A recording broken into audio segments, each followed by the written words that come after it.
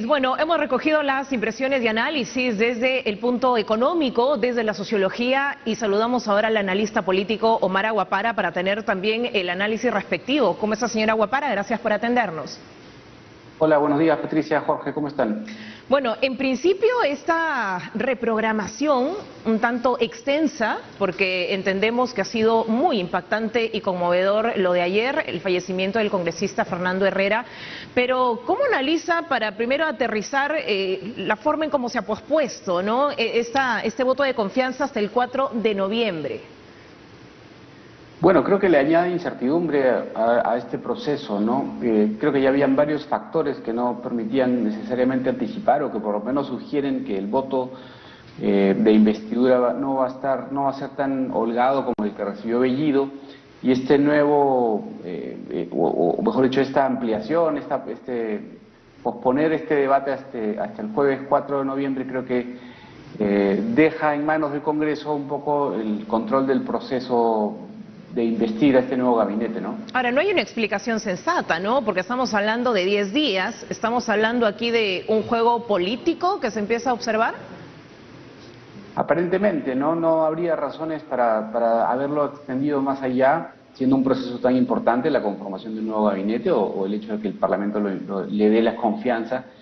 Han podido probablemente mover algunas fechas, pero la justificación aparentemente es un parlamento o una sesión descentralizada en Cajamarca, y decidieron en ubicar que la mejor fecha para retomar esto sería en 10 días recién. Sí. Habría que preguntarle de repente a la Junta de Portavoces, quienes tomaron esta decisión. No parece ser lo más correcto en este momento. Sí, ha llamado muchísimo la atención. Bueno, vamos al tema de fondo, porque la señora Mirta Vázquez, en principio, ¿qué le pareció los temas más destacados, los ejes, como se planteó esta exposición ante el Congreso, con ejes muy especificados? ¿Cuál es su lectura? Bueno, es la presentación de un segundo gabinete en menos de 100 días de este gobierno. Sin duda el contraste es inevitable con el primer gabinete que se presentó hace unos días, el de Guido Bellido, tanto en el tono, me parece, como en el énfasis que decidió imprimirle Mirta Vázquez.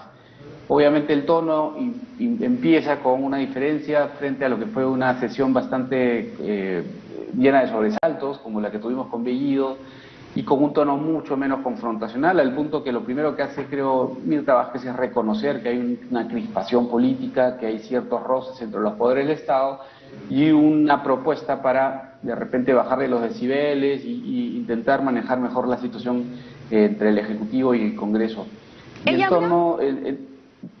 Perdón, sí, precisamente, ella habla de un pacto por la gobernabilidad, habla de dejar atrás estos momentos de tensión política tan intensa, pero escuchábamos luego, horas después, al presidente de la República precisamente llamar vagos, ¿no?, a aquellos que promueven la vacancia, por ejemplo, o los que hablan, por lo menos de este término. ¿Se condicen ambos mensajes? No, para nada, creo que no fueron oportunas las declaraciones del presidente desde Cajamarca, si no me equivoco, desde Jaén, que mientras su presidenta del Consejo de Ministros transmitía un mensaje distinto en el Parlamento, él, en una faceta que ya hemos visto antes, utiliza eventos para tener un tono un poco más confrontacional. En este caso, hablando de temas como nacionalizar Camisea, que no estuvo presente en el discurso de investidura, o llamar vagancia o vacancia, o hacer referencia a este elemento que sin duda es uno que está ahí al medio entre ambos poderes del Estado, ¿no?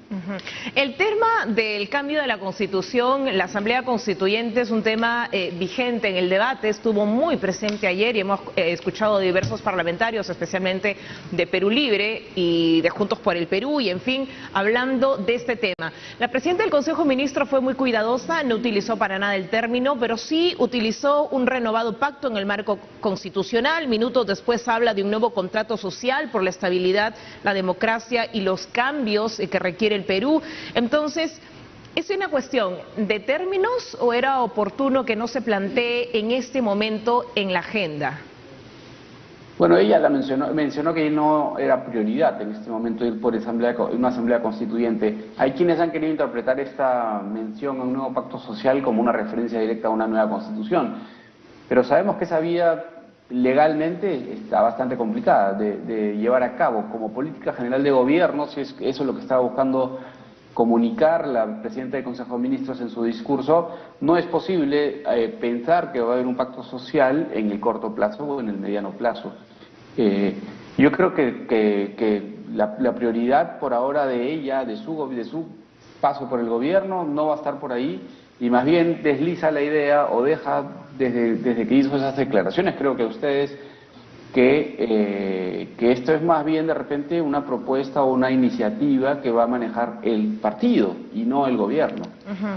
Escuchábamos ayer algunos parlamentarios que al margen del debate habían solicitado en las sesiones previas de diálogo la recomposición del gabinete, y al no haberse cumplido, digamos, esa suerte de condición o requerimiento, optan por no dar el voto de confianza.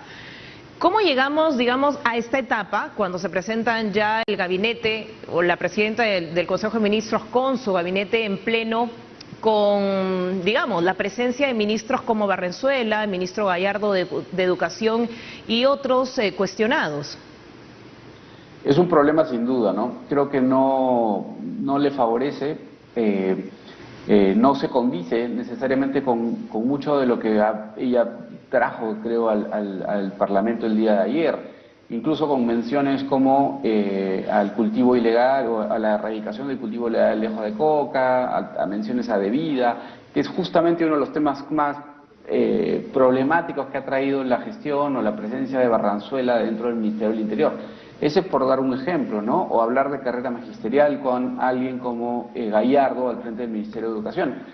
Creo que la presencia de varios ministros en este gabinete son una contradicción flagrante con cualquier propuesta que haya sido mencionada en ese sentido el día de ayer en el discurso, y eso creo que le da un argumento poderoso a la oposición para decir: tú puedes hablar de diálogo, tú tienes estas propuestas sobre la mesa, pero no se condicen con la presencia de gente cuestionable en el gabinete. Pero la oposición no podría, a ver, para utilizar algunos términos, ceder y luego utilizar los mecanismos parlamentarios, la interpelación, de pronto no la censura, de ser temas más graves, pero ¿no podría darse eso en aras de establecer un cierto equilibrio, ¿no? O generar ya una liberación en este ciclo de tensiones? Yo creo que sí, yo creo que hay un grupo de fuerzas políticas que sí consideran eso, pero hay un grupo que no, hay un grupo que está, creo que, ontológicamente opuesto al gobierno.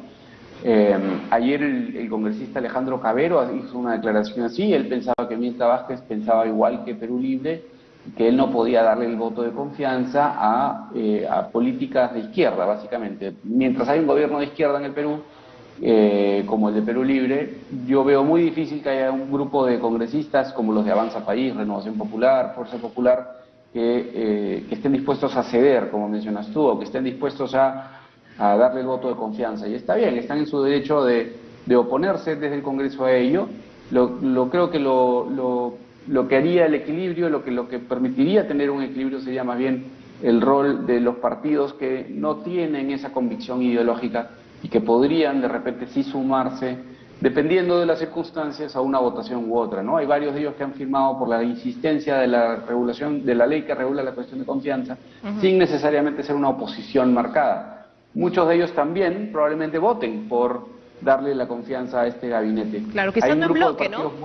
Quizás se desmarcan de su grupo político, quizás no en bloque, se desmarcan un poco del grupo político, pero quienes no ceden del todo son los miembros de Perú Libre, precisamente, los miembros de la bancada oficialista. Hay algunos que ante el anuncio de expulsión o separación de la bancada ya empiezan a deslizar la posibilidad de conformar un nuevo grupo político. ¿Podríamos estar ante ese escenario? Y la otra novedad es esa, ¿no? Desde el gabinete Bellido o la presentación del gabinete Bellido, así como hay un grupo que no va a cambiar su voto y siendo Bellido, o que básicamente piensan que Bellido y Marta Vázquez son exactamente lo mismo, la novedad del otro lado es saber que ahora en Perú Libre hay una facción que está opuesta a lo que ellos llaman, y bueno, declararon rápidamente que no le darían el voto de investidura a un gabinete que ellos consideran que es caviar, por usar un término que está en el comunicado de la Asamblea Nacional de Perú Libre. Y eso también, de repente, debilita un poco y creo que probablemente nos lleve a un escenario mucho más apretado de lo que tuvimos en el voto de investidura con Guido Bellido. Muy bien. Para ir cerrando, señora Guapara, ya hemos hablado bastante de la forma, ¿no? Y en el tema de fondo, por eso le preguntaba el tema de los ejes. Se precisó los términos de la segunda reforma agraria sin llegar a la expropiación, se habló de la salud y lucha contra la pandemia como prioridad, las historias clínicas electrónicas también como una necesidad a corto plazo y la creación del Ministerio de Ciencia y Tecnología dentro de lo más destacado, ¿no? ¿Alguna lectura muy rápida, digamos, de estas prioridades?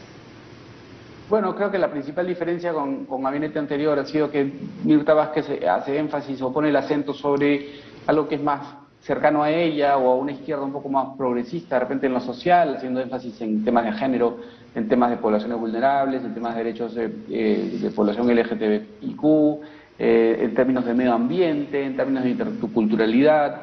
Hay una vena por ahí que estuvo ausente, obviamente, incluso que el propio Guido sacó del discurso y que esta vez sí está presente en el tinte o pues creo que en el acento que le quisiera imponer Mirta Vázquez a su gestión como presidente del Consejo de Ministros. Muy bien, así es, el tema de los derechos, ¿no? Muy